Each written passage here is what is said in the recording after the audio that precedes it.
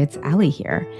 And if you are a health coach, a nutritional therapy practitioner, fitness instructor, or anyone who's working as a change agent with clients, I have a brand new free training available through August 31st, and it's called Get Clients Unstuck. Another tool isn't the answer. So in this training, you're going to get to the root problem of what happens when clients fall back into old patterns, because spoiler alert, it's inevitable. 2, you're going to understand how you and your client are different people in the middle of change versus when you first start. You're going to learn why traditional coaching isn't often enough for this middle of change. And this also includes what people call mindset work or cognitive behavioral therapy. And then lastly, what actually works to get clients the results they want that will last. You can find it at trucewithfood.com/certification. And this is a free sneak peek at my once a year trauma-informed Truce coaching certification, which is also open for enrollment through August 31st. All right, enjoy the episode that you're tuning into today.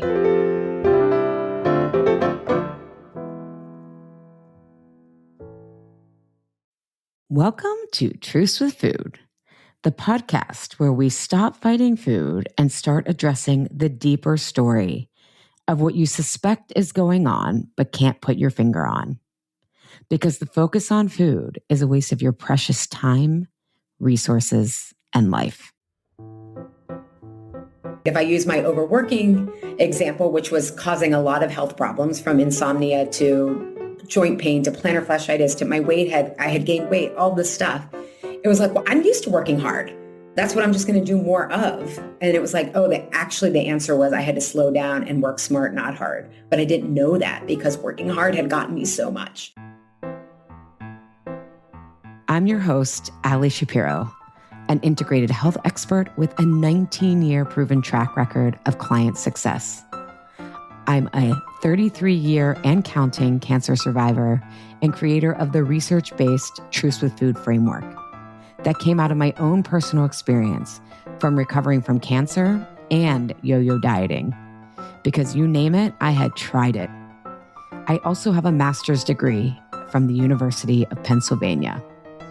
I'm affectionately called people's last best resort and a coach's coach, as people come to me when they've tried everything and nothing's worked long-term. This show is where we quiet the noise so we can go deep to get you the results you deserve. This podcast is for informational purposes only and does not constitute personal, individual, or medical advice. Now on to the show. So today we have a little bit of a different Truce with Food episode. Summer here, you got to mix things up.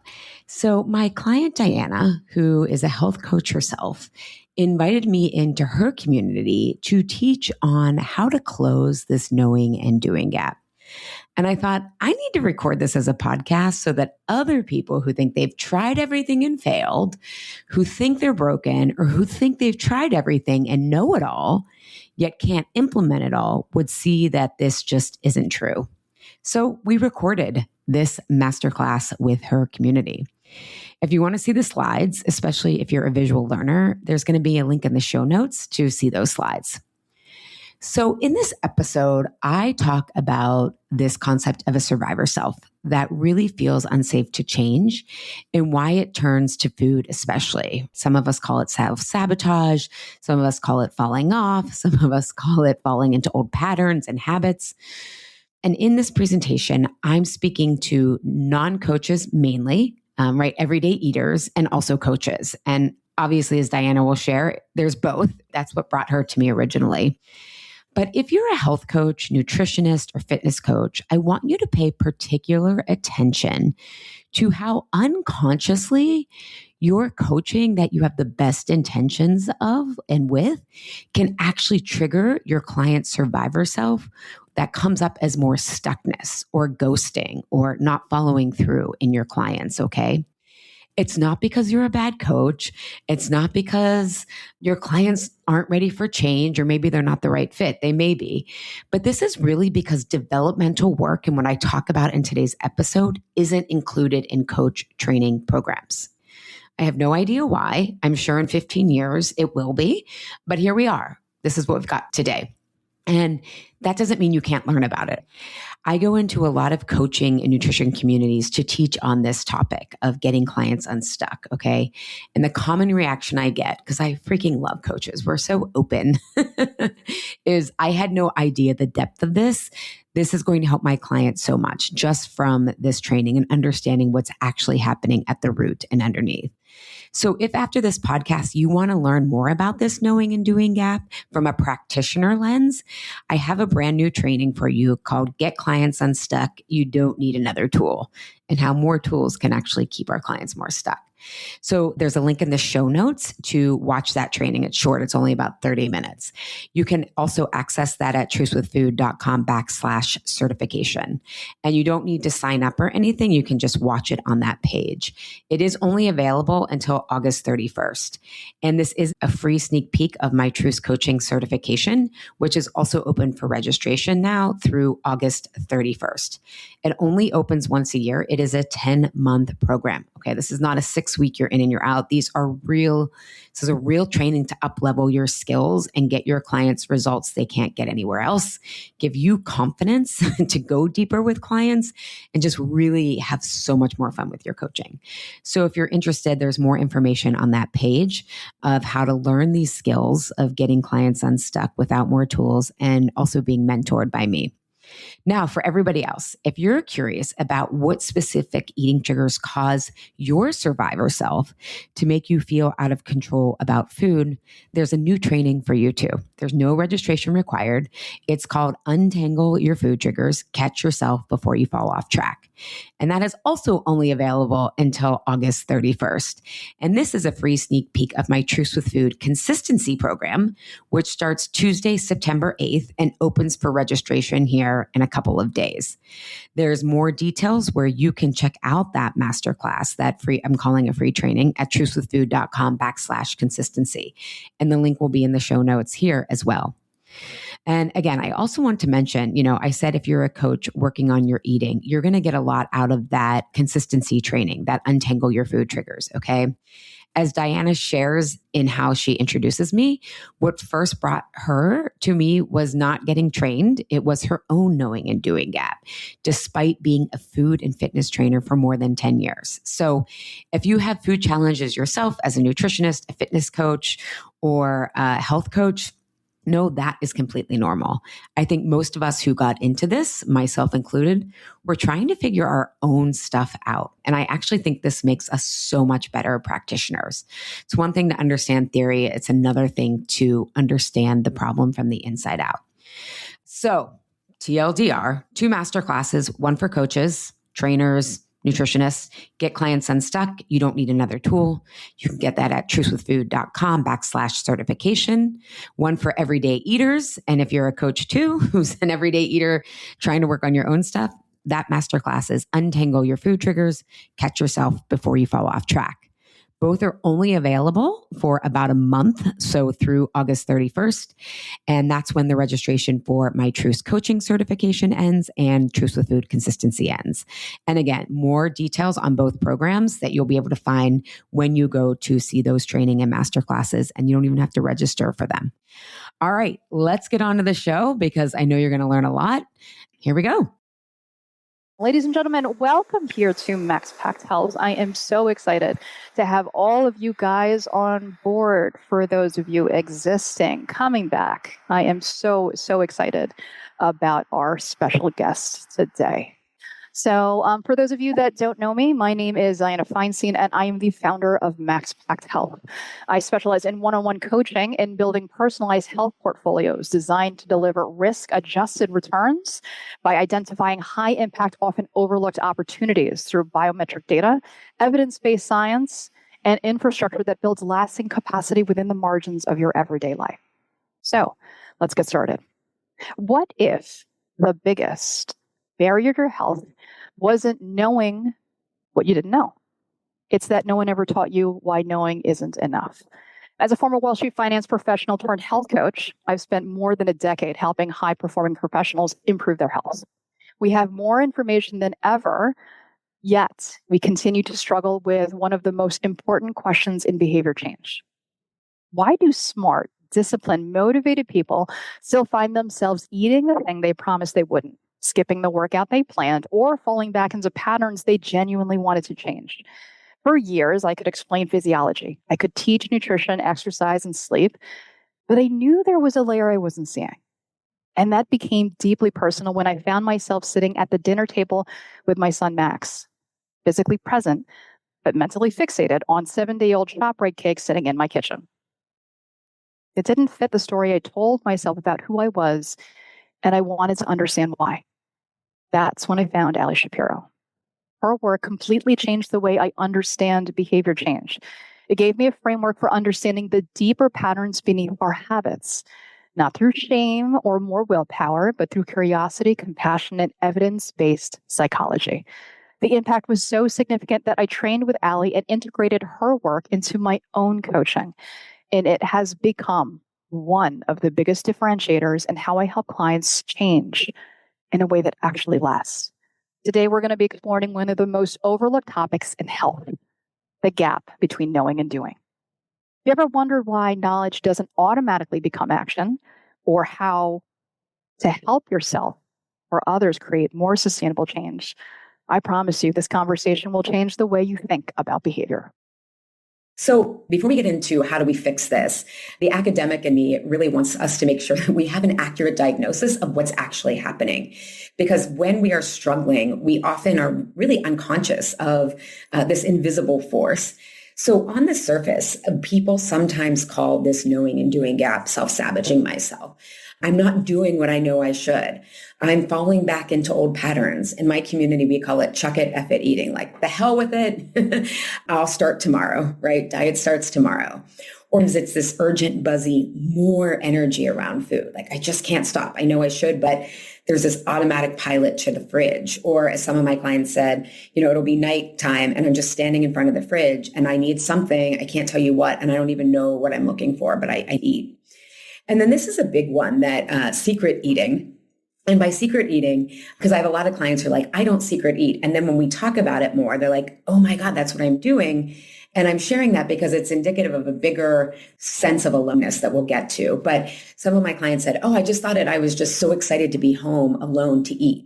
Diana said that I could share. Sometimes she felt that when she was networking or when she was with Max, right? Probably feeling alone in parenting in some way.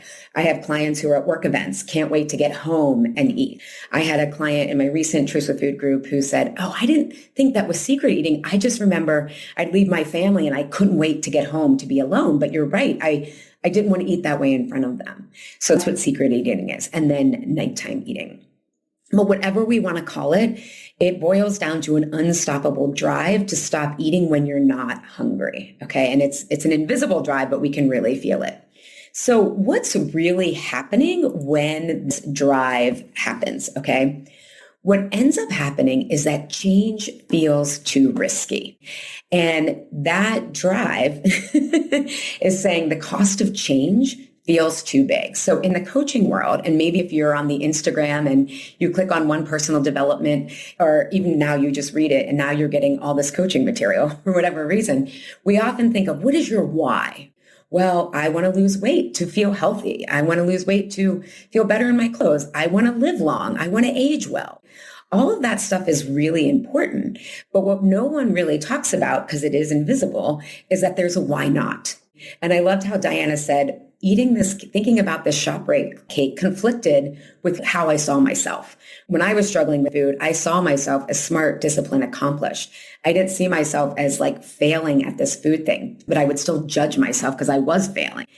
So what ends up happening is change feels too risky. We won't do it at the identity level. Okay. So we are assuming that the cost of change is greater than the benefits. Okay. Because change is risky. We don't talk about that. Whenever we come to coaching or some sort of personal growth, but there could be a cost to that. And what our system unconsciously, and unconscious, some people call it subconscious, we could call it the iceberg below the tip of the iceberg, that controls 95% of our behavior. And there's an assumption that the pain of what this change will cost me is greater than what I might gain. And so that's really what our why not is compared to our why. If our why is the gas, the why not is, I don't know if this is going to pan off. And what we're really afraid of is I'm going to or feel bad. I could look wrong. I could miss out. A lot of clients are like, oh my God, I feel like if I do get the healthy choice, I'm going to miss out on the fun or miss out on connection, the experience, or we may feel out of control. We all have, based on our social conditioning, different ideas of what it means to be bad. But often the shortcut, especially with food, is I'm being bad. So that's what we're bad. Okay. So let me show you some examples of this. So especially as we age, your body takes time. It doesn't mean it has to take sometimes as much time as we think if we're in a perfectionist mindset. But body and health take time as we age. The body takes work. And so that if we are someone who is overfunctioning, really prizes ourselves on our professional accomplishments, it's like, oh, this is going to take time away from work. And working hard, especially at work, has gotten me a lot of success. So at first it's like, okay, I'm going to take the time. I'm going to do my steps. I'm going to get up before work, or I'm going to go after work.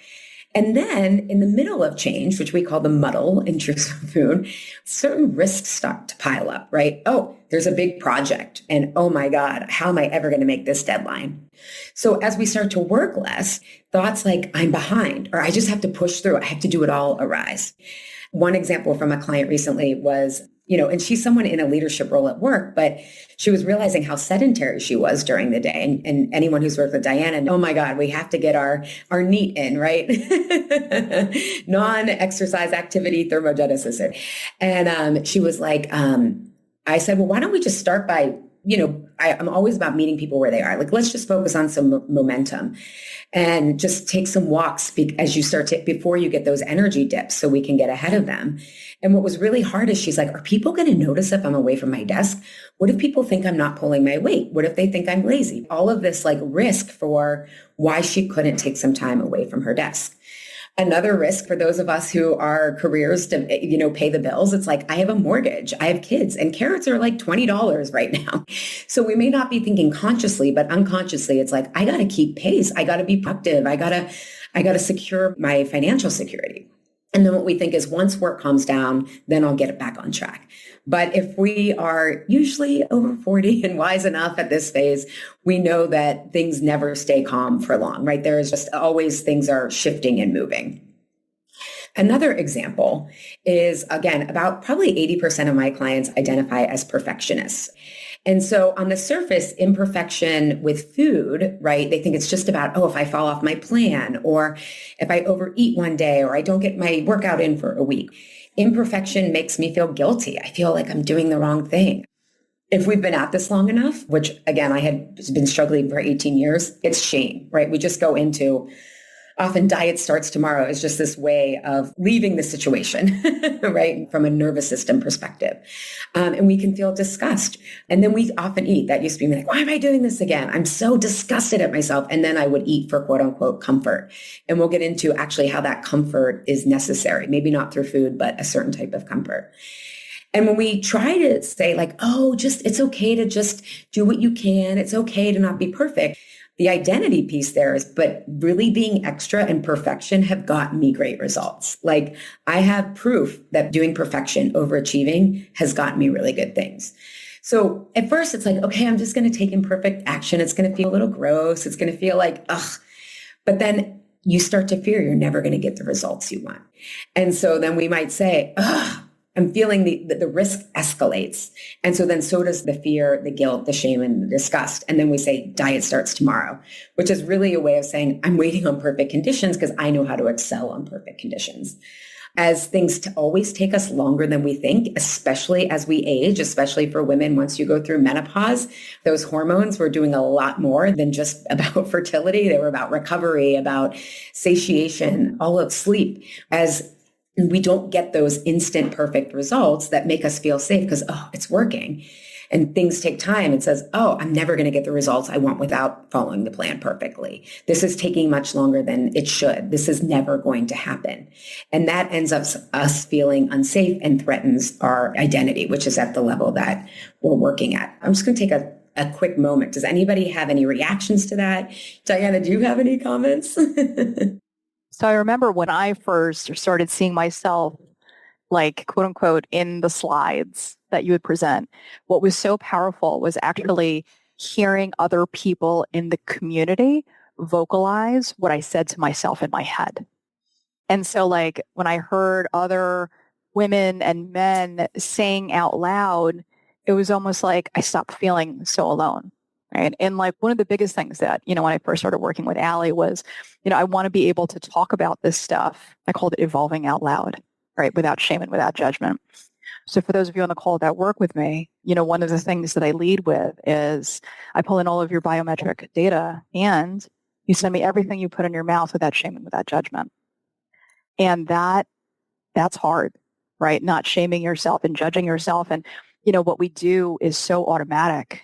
But then in coaching, we call this a subject object move. When you actually put it out there and you see it, you can't unsee it. And then you see where your patterns and your consistency are, right?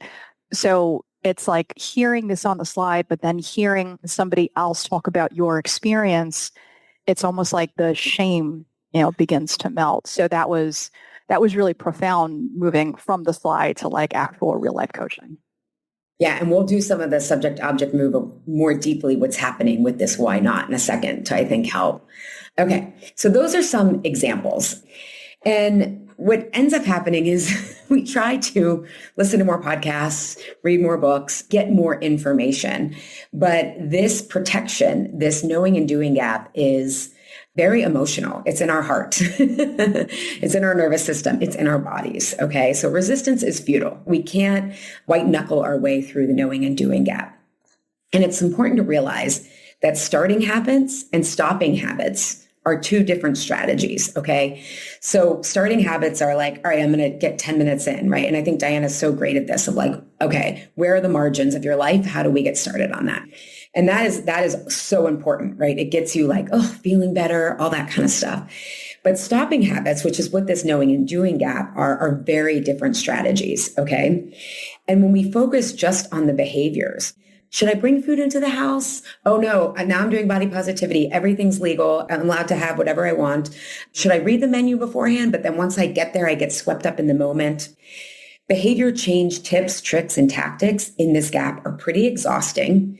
They're defeating. They make us think we're broken. They make us think nothing will work. But really, we have the wrong strategy. In coaching, we say when you have a hammer, everything looks like a nail, right? We're trying to do the starting habits with the stopping habits.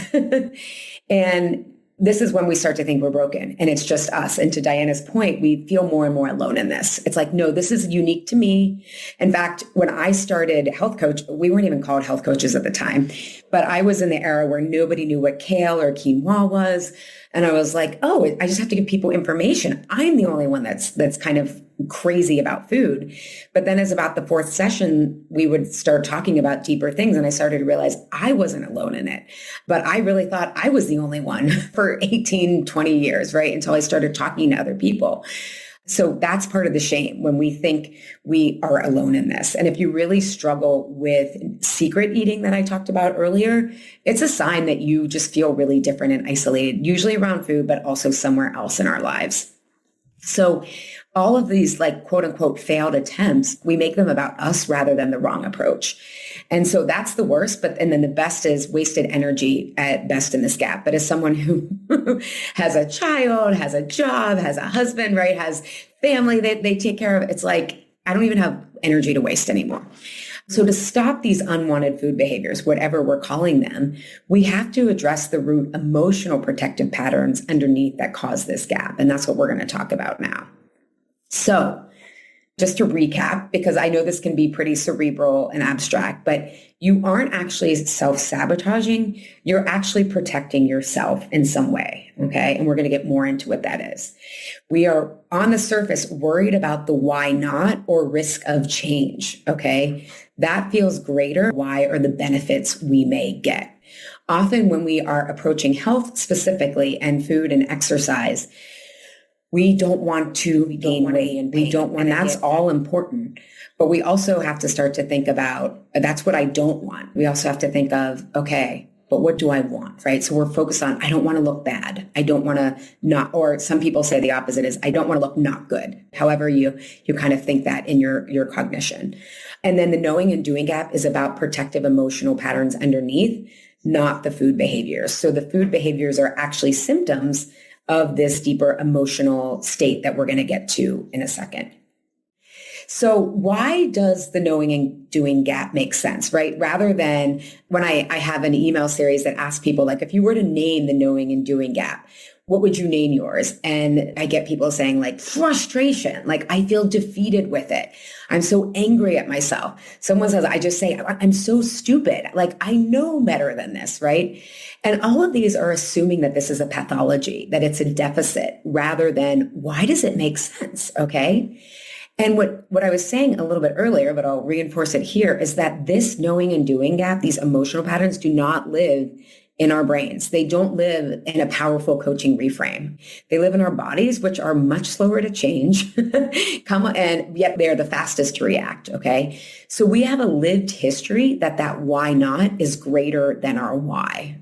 So this isn't magical thinking. This isn't just things that we've come up with ourselves, okay? These are real life reasons of why we have reasons not to change. And again, if you are someone who's worked a lot and has accomplished a lot from working hard, like I had, it's like, I'm just going to do more of that with food. And if I'm not doing that, I'm not going to get the results I want if I'm imperfect with my food plan. And then, oh my God, then I look bad. I look like I'm failing. I can't have people look like I'm failing. And so then I'm going to go eat essentially for comfort. But we have a really good reason of why not to change. And it's at an identity level. So this is something that we talk about in my Truce coaching certification. And also we touch upon in my Truce with Food work with people I'm working with who aren't practitioners. And Diana was talking about subject-object move. That's what a term in developmental psychology that we say, like, once you can see something, right? Once you can see the pattern, then it doesn't have you. You have that and you have choice, right? But until you see it, you just think that you have a food problem, okay? Rather than your system is quite brilliant and it's really looking out for you. So the missing piece of this, the emotional state that we're in, we have to know who's in the room when that knowing and doing gap is arising. And it could be when you're actually eating, or it could be like, to Diana's example, right, at a networking event. I can't wait to get home and eat. Or with my clients, like, I can't wait to leave work and get home. I felt that way too when I was in a corporate job. I was like, I can't wait to just be by myself and eat. So it's also about the area of life that is making us want to go home and eat, right? A lot of my clients, it's their parenting, right? Or it is a health condition. As someone who I didn't get into, but I had cancer as a teenager, which created a lot of anxiety around my health and a lot of my binging. It's like, I have a lived history of a really hard health history, right? And so it's not like we just came up with all of this ourselves. It's living in our system. So this model is called the 3 Selves of Trauma model by Professor Franz Rupert. And in this model, we have the healthy self, okay? And the healthy self is us at our bravest. It's what brought you to Diana. It's who my clients, it brings them to me. If you're a coach, it's what brought you to coaching. It's like, I love growing. I love changing. I love evolving, right? It knows its why. I say, pedal to the metal, baby. Let's do this. This is the gas on our change. I'm ready for this. And the good news is it's always present. And if you study indigenous wisdom, right, they call this our whole self. If you have heard of inner family systems and internal family systems, they call this capital S self. As in grad school, I always like to see what theories are saying all the same thing, different language, different context, but essentially an essential truth. So we know that this healthy self is always present. Now, the survivor self. When we are in those places where we can't wait to get home to eat, or when we are actually doing the eating, okay, the room fills up really fast. Now we are with our survivor self. And, I'm not going to get into this today, but the survivor self's job, just so you know, is to protect our traumatized self. If we have trauma, more people than not actually have trauma, but the survivor self is there to protect the traumatized self from coming out. Okay. So it's like, I got to keep it moving, right? And the survivor self is that energy. Call it self-sabotage, call it nighttime eating, call it binging, call it emotional eating, but it's the gap. It is there to generate your protective resistance to change. So I don't know, maybe I'm dating myself. I think everyone here remembers Ghost, Whoopi Goldberg's character, Oda Mae Brown. They went for a reading. Demi Moore's character goes for a reading and she's like, you in danger, girl, and that is essentially what our survivor self is saying. So if we use Diana's networking event, and that's not until she has language for the survivor self, or how am I feeling unsafe? Like I'm here, I chose to be here. What do you mean? But there's something that's there is making Diana feel like I'm alone in this. My clients who can't wait to leave work and get home and eat, right? There's something that is making them at work or in their life feel unsafe. When I would binge before getting in the cancer world, we call it scanxiety season. I had to have MRIs because I was at risk for secondary cancers from the chemo and radiation I had as a teenager. So I would binge on sugar, right? When I was waiting to, once I scheduled the appointment till I went for the MRIs, till I got the results. And it's like, I know this is not healthy, but it's like, what if they find something? You don't know. And you don't have any proof that this is all going to be okay because they thought you were okay when you were 13 and went in for a biopsy. So this survivor self wants you to be hypervigilant. It wants you to spiral. It is looking out for danger because its job is to prevent the worst from happening again. Okay. And I think a lot of times, again, at least if you're in the Instagram personal development feed, it can be like, don't believe your thoughts. They're just thoughts. But those thoughts came from a real lived experience. Okay. And so we're not working on that level. That to me, that's just futile. We're looking at the emotional patterns generating the thoughts. So if you've ever struggled with mindset work, this is why, or you've gotten a little bit far, but not with your most stubborn habits. It's because there's a whole system underneath that's saying, no, no, no, no, no. And here's the kicker, and this is really important for the coaches in the group. The survivor self isn't coachable or able to change. So when we're in this state, this is like I said, we go read more podcasts. We get a new diet book that's come out that, the latest and greatest. And then when you really filter through, it's like, this is kind of the same thing that I've already read. There's a prominent doctor that I used to follow. He was a leader in the functional medicine space. He has like 20 best-selling New York Times bestseller books. And they're all the same book, just dressed up with a different pain point and saying the same exact thing. And this is because this survivor self isn't coachable or able to change. So, and I'll get to what we're going to do instead, but we try these tips and tricks and behavior changes. And what's important, if you're a coach who's working with people, when your client gets stuck or falls back into old patterns or ghosts stop showing up because their survivor self is worried about disappointing you or right fit for me, am I not suitable as a coach, right? We start having our own hypervigilant and spiraling patterns. And so it's just really helpful to know that so that you don't get entangled, but also so that then you don't make your clients feel more like they are the problem, right? Which no one intends to do, but we're all human and our survivor self is always trying to look good. So that is the survivor self. Now, here's what's really interesting, okay? So even if you're struggling with other stuff, right? Like when clients come to Truce with Food, they're like, so many other things get better. And I'm like, yeah, because you have learned to take better care of the survivor self. But food itself is such an issue with the survivor self because food is a top survivor self strategy.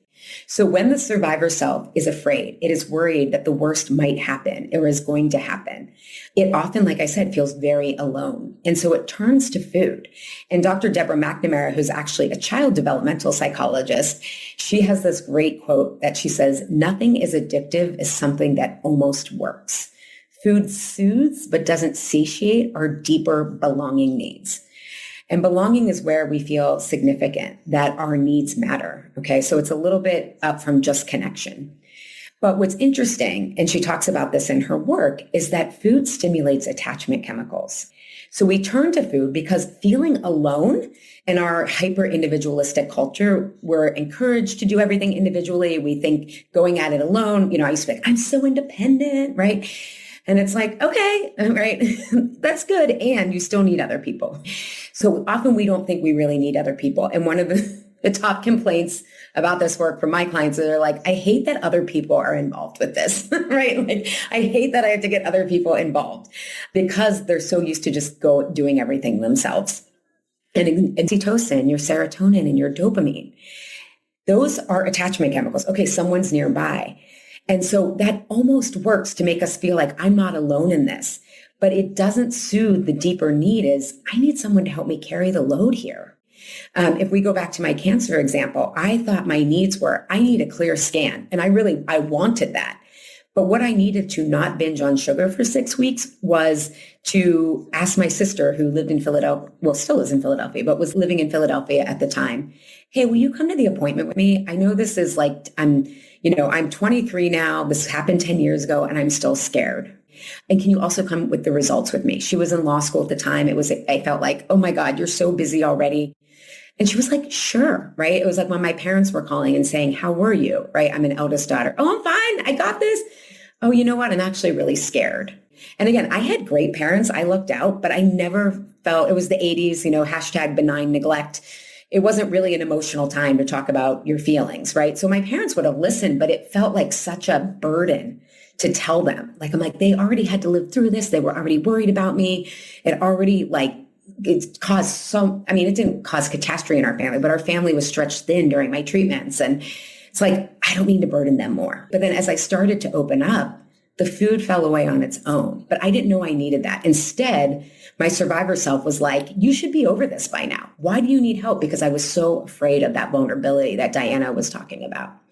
So knowing and doing that, right, with food almost soothes the survivor self's fears. Temporarily, I'm comforted. And we use that comfort as a negative.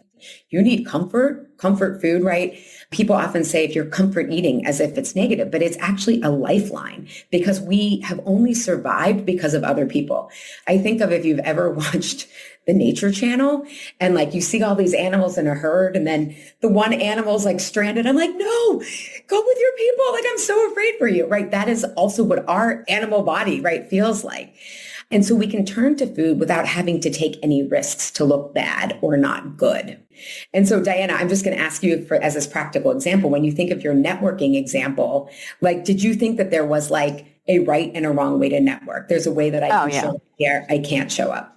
100%. So when I was in the investment banking space, it was this feeling of I have to show up, a certain way and, and I have to put on the suit and get the bag and the shoes and just, reflecting back, my most authentic self is the 5-year-old version of me that saw Mother Teresa of Calcutta on the television and saying to myself, I'm going to be a nun when I grow up. That is me and my most authentic self. And so, having to shove myself into this square peg in a round hole in this outfit and doing the networking thing, it's I actually want to eat because I don't feel like I belong here. And I think what our culture does is, you go to job, you get to school, you climb the ladder, you get to the boardroom, you do all of the things, but it's never enough. Right? And so, I like to call this concept of off buttons, right? Whether it's scrolling on your phone, for nighttime, revenge sleep, or if it's secret eating or shopping on TikTok or insert whatever thing to turn off your mind. Yeah. It's because it's just by the time the nighttime opens up, it's you finally get to breathe, but it's let me go down this numbing hole because that feels so much safer than feeling my feelings. Yeah. Right. And so with the networking, it was, I didn't know where to put the feelings.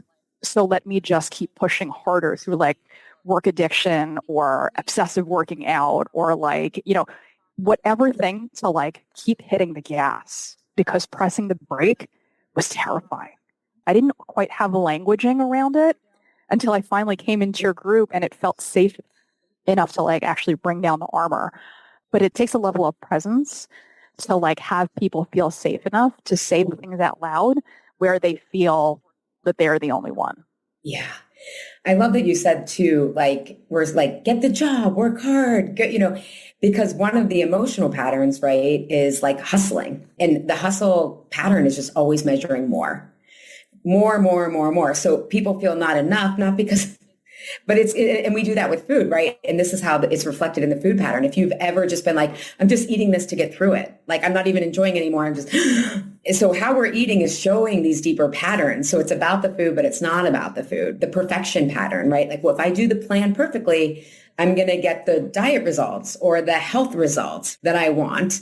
I remember having a client who really struggled with mood disorders. And this was like 5 years ago, and like trying everything to heal the mood disorder naturally.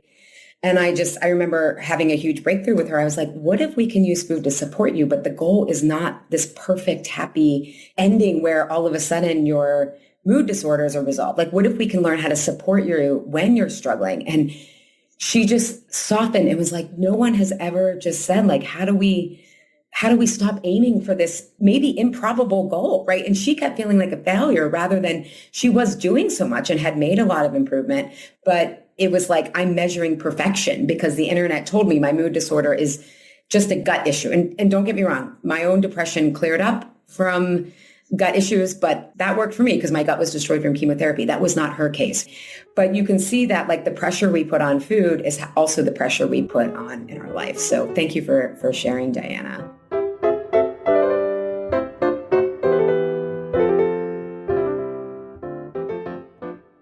So back to food being a survivor self strategy. As I often say, nature designed belonging to be served with the side of food. And if you think of some of maybe your most uncomplicated food memories, it was probably involved a relationship that felt like you belonged. I was just being interviewed on a podcast today, and the woman was saying, oh, we grew up without a lot of money, and my best food memories were going out to eat on Fridays because it was all okay. We had joy, we had fun, right? And I was like, what was the relationships like when you were having that much fun with food and it was easy? And she's like, oh, I love the people. It was with friends and family and laughing. For me, it was my grandma. My grandma was like my second mom. She was really involved in our upbringing. My parents were both city school teachers. And so my grandma was with us before work, after work, would help out in the summers before the city schools got out because we were in the burbs. And she used to take me to this restaurant called Eaton Park, and she would let me get waffles for dinner with whipped cream. Because she was super into nutrition, and she was super into holistic health. She also tried to get my mom to smoke with her. It was a different time. We know a little bit more now, but she was like my person. And I still get emotional because she's since passed. But it was like that relationship was where I felt like I belonged so much and I could bring things to her in ways. And I think sometimes our grandparents are different than our actual parents. So what did we just cover? A quick recap. We have this why not that is greater than our why for change when things feel too risky. So if we use Diana's example of networking, and again, when we are in the survivor self, we tend to be all or nothing, black or white, either or. So you may be thinking, well, like, I can't just totally be myself in my professional setting. That's not the solution. The solution is, what do I need here to show up in a way that matters to me? And sometimes it's playing the game, right? But it's also not abandoning yourself, and it's finding where things aren't either or. So it's how do we start to feel like we can belong without risking failure, rejection, criticism, etc. We have a lived history where your why not is greater than your why for change, okay? It's not all in your head. It's all in your heart, and it's why traditional mindset work fails here. And when the knowing and doing gap arises, just know your survivor self is in the room. And food is a top survivor self strategy because it makes us feel almost not alone. And the knowing and doing gap, like Diana said, whether it's with social media and those dopamine hits, whether it's with chocolate and sweets and those really big dopamine, serotonin, oxytocin hits, it temporarily soothes the survivor self's emotional fears without having to take any risks to look bad or not good.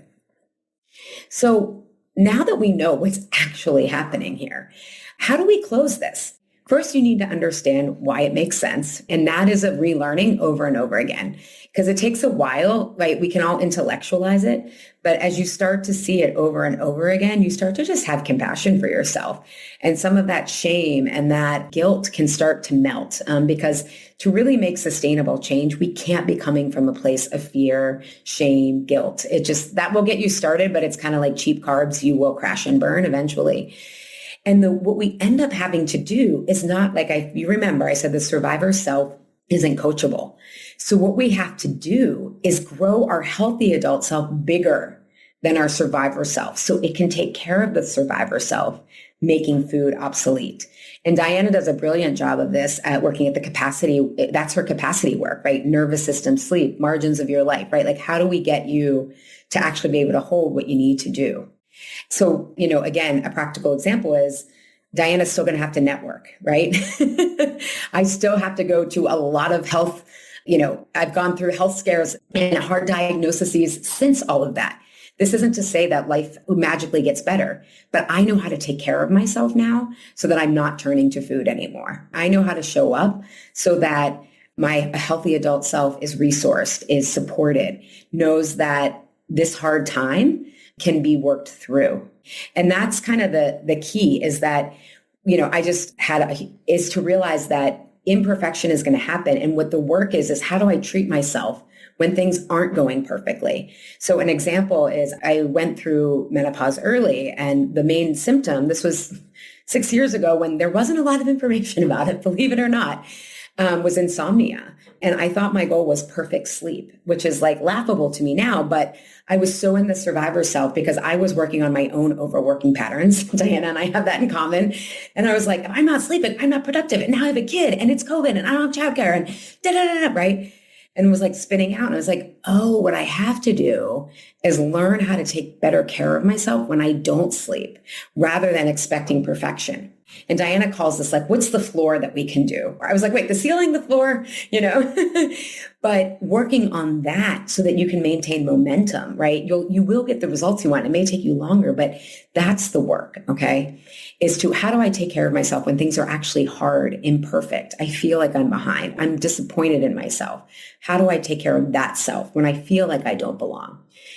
So step one of growing our healthy adult self is knowing what stage you're in of closing this knowing and doing gap. And I'm just going to go over very briefly what the 4 stages are. And if you're curious, I have an assessment that can help you to know where you are. So here's the 4 stages of closing the knowing and doing gap. And I'd be curious, after I go through all 4, if you could put in the chat where you think you are. So number 1 is gathering evidence. Okay. And we all start here. I was here in the space for 18 years. So I just want to normalize that. But this is where we're really focused on being good and perfect. I want to I want to stay in my Weight Watchers points. I want to do Barry Sears' zone diet. I want to do the cabbage soup diet. I did the master cleanse, right? If I do this perfectly, I'm going to get the results. There's no risk of failure here. And this is where we're often looking for the best or perfect plan. And here we have no idea we have a survivor self. We're just like, no, I am who I am. And we identify with how we see ourselves. And here, especially anything that is a vulnerable area, our healthy adult self is smaller than the survivor self in these vulnerable areas like food, exercise, and whatever we think our weight will change. I remember being in the corporate world, and I was stationed in Paris working abroad. And I was like, oh my God, what am I doing with my life? Once I lose weight, I'll figure it out. I was traveling all over. I'm like, I'm never going to meet a partner. Once I lose weight, that'll happen. It's like I had all this like complexity to work through around my job. Where was I living, dating, right? It's like, but I thought my weight was going to solve all that because my survivor self was in charge in all those areas. Didn't want to risk looking bad. So when we are in this place, in this stage, when this knowing and doing gap arises, we read more books, we listen to more podcasts, we feel overwhelmed by our Instagram feed, right? We don't really have any roots of what's really happening. So we just kind of get blown in the wind by what's going on. And it's all conflicting. And as Diana said, we have more information now than ever. And it's I was someone who was like, oh, more information is going to help. And I now see where there's so much conflicting information. People are worried about doing the wrong thing that they're in overwhelm, right? And they're on that break because I don't want to do the wrong thing. Stage 2 is where, okay. And it's like where we're really breakthrough ready on these knowing and doing gaps. So I want to just point out, this takes a lot of work to get here. You maybe have left diet culture. You realize you actually need to nourish and fuel yourself. You start realizing what Diana has taught you, sleep and nervous system. Oh my God, all of this stuff matters. A lot of my clients have stabilized eating disorders. You're trusting more in fueling and nourishing properly. Maybe you've done therapy. Maybe you've done spiritual work. Maybe not. But there's a lot that is working and that you've done to get here. And here is where this healthy adult self is working very hard, but yet not feeling much better. So it's still using those emotional protective patterns that we feel like we have to keep up. Diana sometimes calls it the masks, right? Like, what mask? This is the mask I have to wear to keep up my success. And again, in coaching, we say when you have a hammer, everything looks like a nail, right? If I use my overworking example, which was causing a lot of health problems, from insomnia to joint pain to plantar fasciitis to my I had gained weight, all this stuff. It was like, well, I'm used to working hard. That's what I'm just going to do more of. And it was like, oh, actually the answer was I had to slow down and work smart, not hard. But I didn't know that because working hard had gotten me so much. Right here, the survivor self is still unconscious, yet it's more exhausting and defeating because now you're trying to keep up all the tips and tricks and everything you've read. I often say this is where you start to, and there's a technique called emotional freedom technique, where whenever you're feeling anxious, you tap on acupuncture points. And again, EFT can be a helpful tool. So I'm not saying that it isn't helpful in a certain part of the knowing and doing gap, but we also have to ask, why do I have to tap so much? Why do I need this 10 stack of things that I have to do to feel good? And that's that survivor self and those patterns that are burning us out and depleting us. But the good news is here we start to suspect something deeper is going on. And that's where Diana was when she found me, but you can't name it. That's what led me to grad school because I love a rabbit hole, you know? It's like something else has to be going on. I don't have language. I don't know what's going on. I don't know what the patterns are yet. So then in phase stage three of closing the knowing and doing gap, you start to really get that this has little to do with food. At first, it's an intellectual leap. It's like, okay, I'm just, as Diana, you know, people are like, I'm trusting the process in the group. Like, I'm not really getting this yet, but I'm trusting the process. And this is where I love this quote from one of my clients, Gina, who was in my Truce with Food consistency group. And she said, I finally realized I was never broken. I was just confused. And this is where the healthy adult self gets in shape to better resource the survivor self, okay? So you can start to see what does trigger you. It knows what needs will help soothe those triggers without food, will actually satiate your needs. And while at first it's an act of faith, you start to really believe in the C plus effort works, okay? And that's what we call it in my group, Truce with Food, C plus, but that's like the imperfect, right? If you can show it with C plus, focus on momentum, you're going to get there. And you're going to get there in a way that the path will be revealed of what actually works for you in terms of this emotional work. So you don't want to just follow someone else's plan. The survivor self is consciously conscious. So the coaches in the group, if you've studied change theory, which is a little bit sometimes different than coaching theory, depending on where you've trained, this is consciously conscious, right? At first, we're unconsciously unconscious. We don't know what we don't know. And then we're unconsciously conscious, where I suspect there's something I don't know. And this is where it's like, oh, I see and I know. And this is where we can start to slow down the pull towards food and interrupt your knowing and doing gap by getting your needs met when you're struggling, rather than only being kind to yourself when you're succeeding. So maybe Diana, I don't know if you want to share now or afterwards, you can talk about what actually needs you had with networking, but also with Max when you were looking at that cake. Yeah. So it was something called compassionate witnessing. And when somebody can hold space for you without shame and without judgment, slowly you can start removing the armor, right? I didn't realize how armored until I stopped being armor, and how I just could not sit with my feelings, right? Just sitting for more than 60 seconds was like death to me. And so, it all had its roots of, if I sit here and be with my son, that means I'm not working. Oh my God, I'm not achieving, right?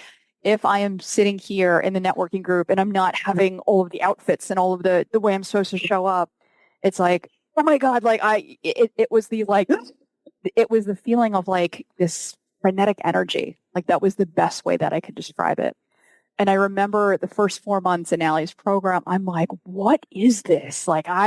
I'm relentless. I'm like, no, I'm just going to keep at it. This woman is smart. She knows what she's doing. And my biggest breakthrough was when I could actually sit down with myself and just let myself cry uncontrollably, right? And just being able to have a safe space to just break down, to break through, was when everything started clicking, right? It's like you have to feel your way through the knowing and doing gap. And it takes so much thawing to do that. Right. And that's why, my biggest thing here at Max Packed Health, whether it's like virtual or in person, being able to have that safe space to drop the armor, that on the other side of that vulnerability is like your power, joy, and connection. And so that knowing and doing gap really starts with having that compassionate witness. And I think that's for everyone listening, because this might sound scary if you're not used to, showing feelings or emotions, is it first starts with being compassionate with ourselves and asking, why does this make sense? That is really like, you can do that without taking any risks in terms of telling other people, right? Like Diana knows, I have people in my group, like, I haven't even told my husband I'm doing this, right? Like nobody in my life knows about this, right? It's like, okay. And I love that Diana focuses on nervous system. In nervous system language, there's a window of tolerance. We don't want you going to show your vulnerability to everyone because not everybody will take it well, especially if you haven't. There's a lot of nuance in here, right? And when we're in the survivor self, we're in all or nothing. So it's like, I got to emote all over Instagram now. No, you do not, right? Like that is not what we're saying here. But you can start that first step of just like, why does this make sense? Like, I hope if anything today, you start to understand this makes so much sense. But I love that you said too, Diana, like the de-thawing, because I think you and I both love efficiency. I hate inefficiency. And I think so much of the thawing comes from us thinking that we've failed and that it's the food. Because when we feel shame, that is a freeze nervous system response. So a lot of, I think I would say both of our clients are walking around in a functional freeze.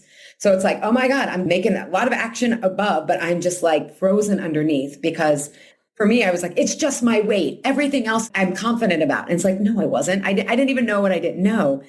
But just starting to be compassionate with yourself of like, why does this make sense? Like, and you can even ask yourself right now, like, when I think back to the last time you did something that you didn't want to be doing, ask yourself why it made sense. You may not get the answer right now. That's okay. The body is a little bit slower. It needs space. Wait for an answer, But if you really start to ask, like, why would it make sense? If you're open, you'll start to get some insights. So, but it starts with that. And one thing, it starts with, in Diana's point, being that compassionate witness. And I just want to like define it for people a little bit more. Is that often when you go to someone who does love you and care about you, like I used to go to like, I'm struggling with my weight. I just can't figure it out. And it's like, my sister would be like, you're fine. We love you no matter what.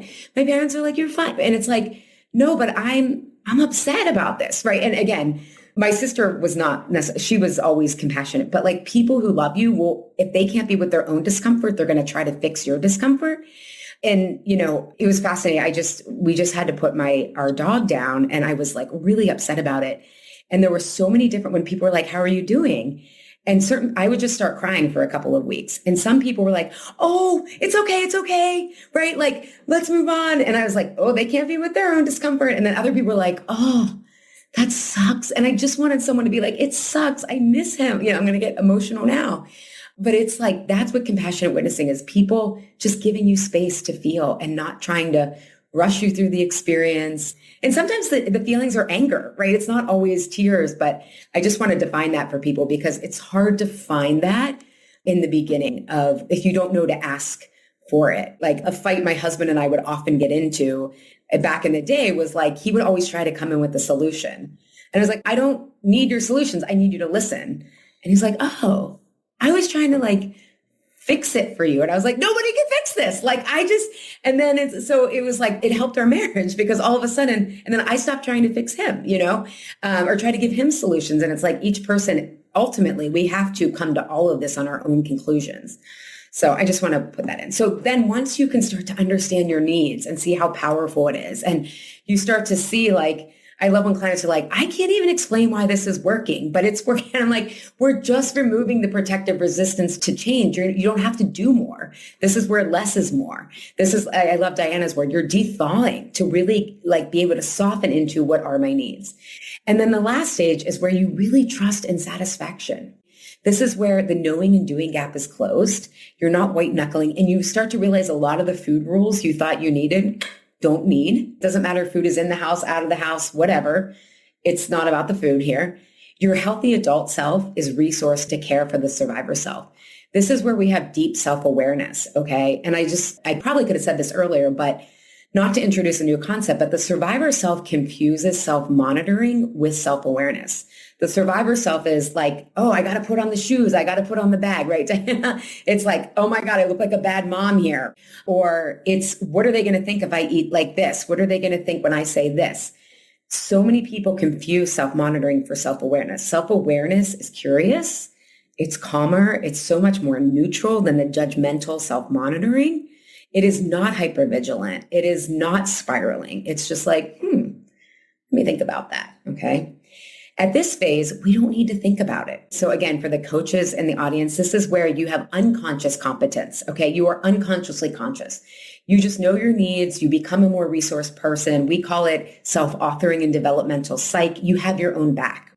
You start to realize, oh, I can only do 3 clients a day. That's max. Like otherwise, between like creative work, podcast producing, that is just how I operate now. I don't have to think about it, right? You start to understand and you can almost like intuit, that's going to wipe me out, right? Like, we only do 1 birthday party a day with my son, right? He's in kindergarten. Everyone gets invited to everybody's birthday party. It's like, I got 1 birthday party in me. But that's what ends up happening when you just don't have to think about it. You're just so self-aware of what your limits are, your needs, what will make you happy. The survivor self no longer needs food as a coping strategy. Again, it was using it because its needs weren't getting met. It felt so alone. But now that those needs are getting met, food no longer has that job. And so you can retire it from its job. And then food is just food because the healthy adult self has learned how to take care of the survivor self. So its fears don't cause you to turn to food. And this again is, hard stuff is still going to happen, but now I know how to support myself through it. That is what we get to in here. Because as I tell my clients, like when you get to this phase, now you're not eating. So there's a lot of emotions that come up when you are no longer eating. And that's okay. Emotions have certain needs containing in them. And we need to get those needs met. But it takes a minute to figure out how to handle feeling more. So recap, the knowing but not doing gap is when we assume the juice isn't worth the squeeze. Cost of change is too great than the benefits. The knowing and doing gap makes so much sense. And as Diana and I talked about today, start asking yourself, why does this make sense? That's a great way to bring in compassion for yourself so you can bring in curiosity, right? We don't get really good strategic, insightful answers when we feel unsafe. We know that physiologically, and the physiology translates to the emotional state. There's real risk and potential costs or loss when we change. And the first step in closing this gap is knowing there's a survivor self. And it rarely changes with more information, and know which stage you're in of closing your knowing and doing gap so you're actually doing the right work at the right time. And you can find out your stage at my website, trucewithfood.com/find your food stage. Before I get to next staying connected, Diana, is there anything you want to add to that stage 3 and 4 that I added, or does anybody have any questions? I just wanted to say a big thank you for changing my life. And, the impact that the work that I've done on myself, it has rippled in ways that I would never have seen coming, for my community. So thank you, everybody, for, showing up in your busy day. I know many of you were so excited for this, and I hope you got as much value in this short time here. This work takes time. You need to be patient, and it's going to be one of the most liberating things that you could ever invest in. Thank you so much, Diana. So if anyone has any questions, this is like my OG right here. If anybody has any questions, feel free to come off mute, what resonated for you, and would love to hear from you guys. Yeah, I'll stop the share. I would just like to say thank you so much. Ronnie. Working with Diana has been fantastic. And hearing this information a lot of it has come from Diana already. And this just sort of kind of brought in a little bit more, perhaps, for myself. A lot of food noise in my head, a lot of that survivor mode kind of. And so this was so helpful in terms of how to grow my adult self to take care of that when I get into that survivor mode, until that survivor mode goes away a little bit more. That was information that's really going to be useful for me. So I just really want to say thank you. Yeah. And I love that you brought up the food noise because there's a lot of focus on like how satiation and GLPs and all that stuff help food noise. But I have a lot of clients who are on those or they aren't really hungry, right? And it's like the food noise comes up and it's like nobody's talking about your survivor self is active when food noise, right? It's not about blood sugar. It's not about gut health. It is like, I'm in survival mode somehow, and I need to figure out what that is. So thank you for that response. That was great. Thank you so much. Yeah, you're in good hands with Diana. Definitely.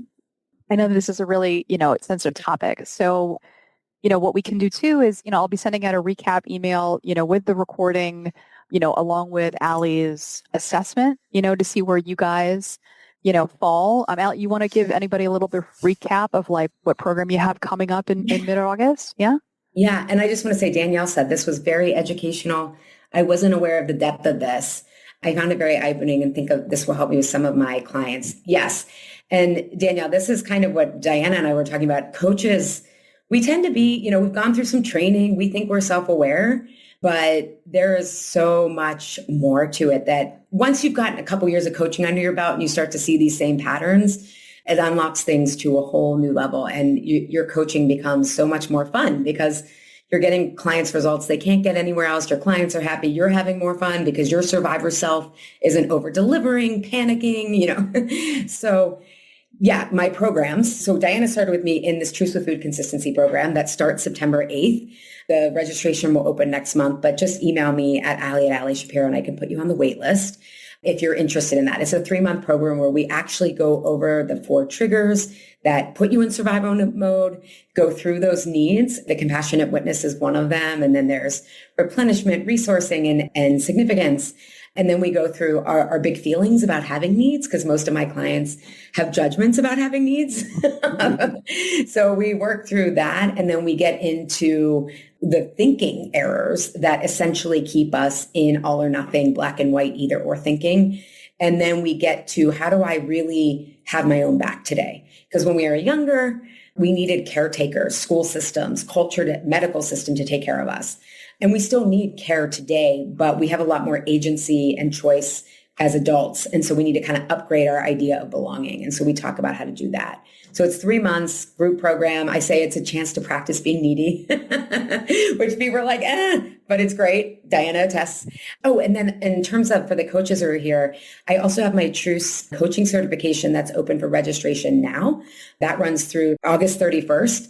And if you go to trucewithfood.com/consistency, starting tomorrow, I will have a training that goes more into this from a practitioner lens. And if that resonates, email me and we can see if it's a right fit.